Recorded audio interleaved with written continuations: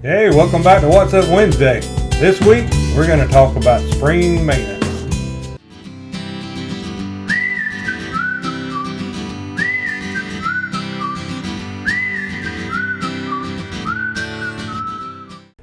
As most of your trailers probably sit during the winter like ours does, the first part of spring, we always start out with jacking the trailer up and taking off the wheels and tires. First thing I do is look at the tires to ensure that they're not out of date.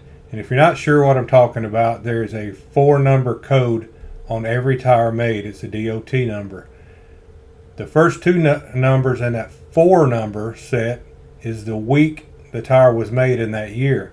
The last two is the last 2 digits of the 4-digit year. Like 2024, it would have a 24. So if you take your tires off and you look at them and it says 01 of 24, that would mean that it was made in the first week of 2024. So it's not hard to figure out. Anyway, I did a video on the What's Up Wednesday a couple of weeks ago about tires and how to check your tire pressures, how to do tire maintenance, and all this is in there and more. So go back and look at that video if you haven't seen it. Okay, moving on. Once we get the tires and wheels off, we check the axles. And when you check the axles, you want to check them for all kinds of things. Make sure that it hasn't been leaking grease out around the grease seal. Make sure your brakes, your brake shoes or brake pads, depending on which kind of brake system you have, make sure it doesn't have any kind of grease or oils or whatever, brake fluids. Just make sure there's nothing foreign on them. So when you get your hub off, you'll see on the back of it there's a grease seal. And I'll post some pictures along the way as I'm doing this video after I edit it, and you can see what I'm talking about. But on the back of the hub, you'll have a grease seal. You'll take that grease seal out, and then you'll take the bearing out, and then you'll see what's called a race. Well, the race is a metal carrier that holds the bearing in it. So you want to check the bearing and the race and make sure that it's not scarred, that it's not blue from being overheated. Make sure it doesn't have any chips or anything in it. You just really want to check it over. It should be a nice polished smooth surface on it. Just like your bearings should be nice polished and smooth. There should be no chipping or pits or anything in them. If there is, you've got to replace the bearings and the races. They're a matched set. You can't take a race and a bearing and start switching them up just because the bearing looks bad and the race looks good. You put a new bearing in it. It doesn't work. They're made as a matched set. So always replace your race and bearings together. And they'll come in a package together, so don't lay 3 or 4 of them out and get them all confused. They are matched sets. And most of them are what's called a tapered bearing. So always check those and then wash all the grease and everything out of them. I use brake cleaner to wash mine out. I just get them all out and then I clean them up real good with air hose to finish getting all the liquids out of it and dry them out. Once I have them dried out, then I take grease and put it in the palm of my hand, and I take bearing grease, axle grease. You'll see it come in different forms, different colors. It's kind of like motor oil. It comes in different grades. So make sure you're getting the right one for your application. But I'll put a picture of what it looks like. You just put kind of a glob in your hand, and you'll take the bearing and you'll start kind of raking it in the other hand that's got the grease in it until it starts packing through it. It'll push the grease through the bearing and you'll see it come out the other side. Once you've done that all the way around the bearing, and it does take a little while, so take your time and be patient and do it correctly. Make sure you get it packed all the way through it. Once you've got that done, you can reassemble the hub assembly. Now this is taking into account and assuming that you're reusing the same bearings and races. If you're not, then there's some more steps to it. You'll have to knock the races out and reset them, and that's really another whole video how to do that.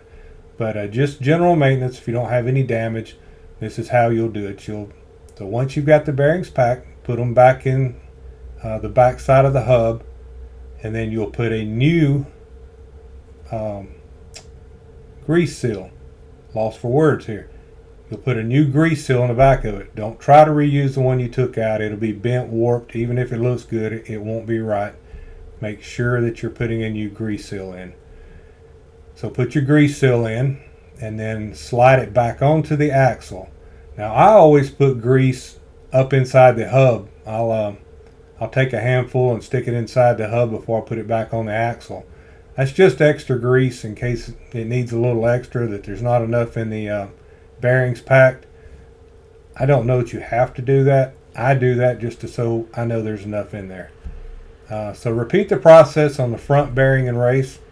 Pack that bearing, stick it back in, assuming that it's all good, and then put it back in. You'll put the nut back on once you have all that in and seated back where it goes. You'll put the nut back on. Actually, there's a washer, and then you put the nut on. And you put the nut on and tighten it up until it's tight, depending on if you have a Castle nut or just a regular nut. If it's a regular nut, you'll have a retainer that goes on top of that that's keyed. So if it's a Castle nut, the Castle nut already has keyways built into it. So you'll back that nut back off, and I always just back it off just enough to get it into the next, the prior hole that it would have been into for the carter pin to match up to one of the keys.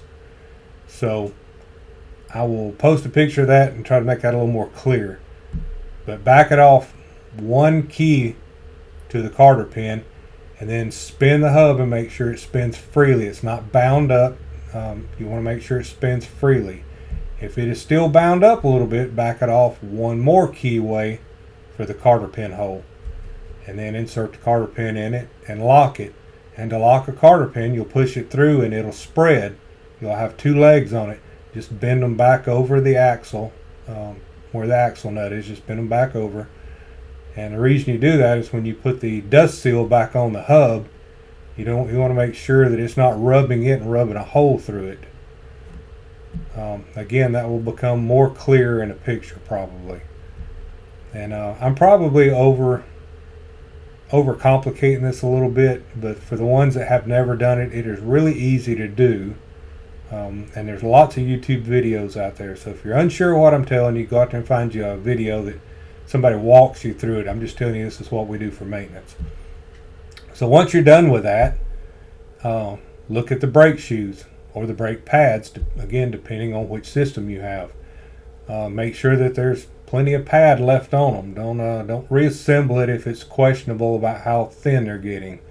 Go ahead and replace them. If I do take one off and it's just brake dust in there and it's all clean looking, I'll just wipe them down. But if it's questionable at all about you got something on it, just get it off. And if they're oil soaked or grease soaked, you must replace them. You cannot wash that off. You can't fix them. Just replace them.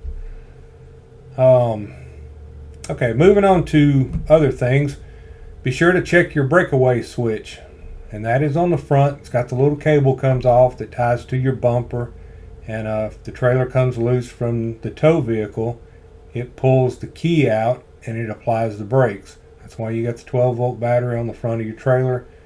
It's a house battery, but it is also made to activate the brakes in case of an emergency. So if it pulls that pin out, it will activate them and it'll put the brakes on if you come detached from the tow vehicle.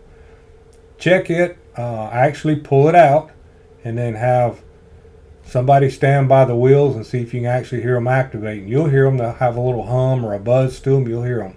So check that and make sure you have that right. Also, make sure that the cable or the wire or whatever it is, whichever one you have, make sure it's in good condition. It's not frayed. It hasn't been dragging the ground. It's almost rubbed in half.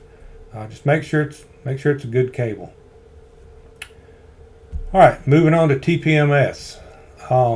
I will put a picture of the one that I use. If you're not currently using a TPMS, really consider doing so. It will save you some headache down the road because it'll let you know if you got a tire going down before it ever gets completely down.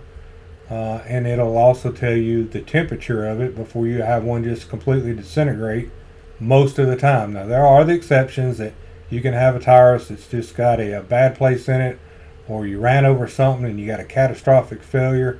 That can happen, but 9 times out of 10, TPMS system will save it for you. You'll know way before it gets to that point. So consider getting one of those if you don't have one. Alright, sewer hose inspection. The old stinky slinky.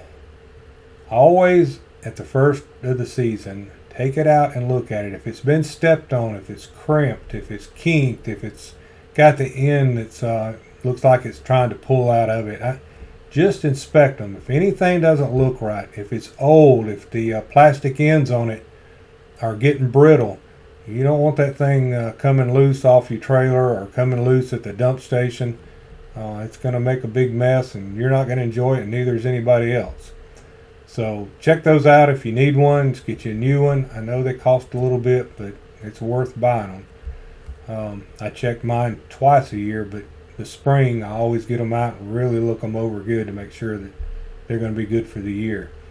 I stepped on one last year, kinked it, got rid of it, had to get another one. But once you step on one or run over one, they're pretty much done. They're going to leak eventually if they're not already leaking. All right. Along with sewers, you have sewer accessories like fittings for them. Make sure that you have all the fittings that you need when you take off. That it didn't get unpacked out of your truck or your trailer like I did one time. Got to a campsite. I had the stinky slinky, but I had nothing to hook it up with. I had no 90-degree elbows. I mean, I had nothing. So, there's your trip to Walmart or somewhere, and that's just messing up your week or your weekend or however long you're going. But anyway, just make sure all your fittings are in your tow vehicle. Make sure your support is in your tow vehicle. I use the Camco system. They fold up and they spread out, and it's tapered. They go from tall to short. So that's what I use. There's lots of different types out there. Make sure you got them with you. Again, you can hook your hose up, but if it's going down to the ground and it's uphill to the hookup, then it's not going to drain very well, and you're going to be that guy out there hunting for wood or blocks or anything else you can find to prop it up. So don't be that guy. They also make a clean out. If you don't have one of them, I suggest getting one of them. Every once in a while when you're at a full hookup somewhere, we boondock some, but when you're at a full hookup, you can put that thing on and clean the tanks on it. It does a really good job. If you're not sure what I'm talking about, go to Camco's site. Amazon's got them. Others. Anyway, Camco makes one. It's really cheap and works really well. So think about getting you one of those. Another thing you might want to look at that is very overlooked. Look at that thing that I'm just showing you the picture of right now. It's called a spare tire. Make sure that it's got air in it and make sure that it's serviceable. Check the date on it. Make sure that it's still in date. You don't want to get out there and need the spare out in the middle of nowhere, and you put it on and you go to let the jack down and find out that the sides blow out of it or don't have any air in it. Just check it real good and put it back under there. I was guilty of it last year. I did not check the spare under my truck. I had checked the spare for the trailer and forgot to do the truck. Thankfully I didn't have a blowout or a flat, but it occurred to me doing the springtime maintenance this year that I had completely forgot that last year. So it's easy to overlook. Just make sure that you're doing it. That's about it. That will get you going for the spring. Kathy does all the inside stuff for the most part, so I don't know, maybe she'll make you a video and tell you what she does on the inside. But for the outside, that's pretty much it for me. We have a mini split. I do make sure that the coils are cleaned, and I do change we have reusable filters on the inside, so I make sure that I clean those and put those back also. But that's about it. So get out and do your maintenance. Don't be a slacker. We'll see you next week. Until then, make each day count 365, and you guys continue the journey. Have a good time this year. Maybe we'll see you on the road somewhere. See you a little later. Bye-bye.